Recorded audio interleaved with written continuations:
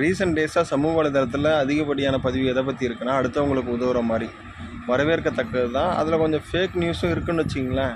அதை நம்ம தவிர்க்க முடியாது.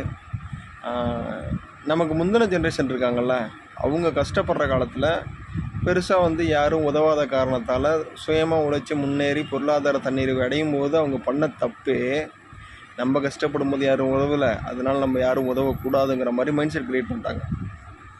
ஆக்சுவலாக அவங்க என்ன பண்ணியிருக்கணும்னா, அடுத்தவங்க உதவாத வழியை உணர்ந்தவங்க அதுக்கான தீர்வை அவங்க கொடுத்துருக்கணும். கொடுக்கல, விட்டுருங்க. இப்போ உள்ள generation of people spending capacity increase ஆகிருக்கு. அதில் எதில் ஸ்பெண்ட் பண்ணுறாங்கங்கிறத பொறுத்து தான் வேரிவாகுது. உதவுற மனப்பக்குவம் சில பேர்த்துக்கு வளர்ந்துருக்கு, அதெல்லாம் ஏற்றுக்கக்கூடியதான். இதனால் பொருளாதாரம் பரவலாக்கப்படும், சமூகம் ஒன்று சேர்ந்து வளர்கிறதுக்கான ஒரு வாய்ப்பு ஏற்படும். அதனால் அடுத்தவங்க உதவுறதுக்கு ட்ரை பண்ணுங்கள். முடிஞ்ச அளவுக்கு உங்களால் முடிஞ்ச சின்ன சின்ன உதவிகளை அடுத்தவங்களுக்கு உதவுங்க. நன்றி.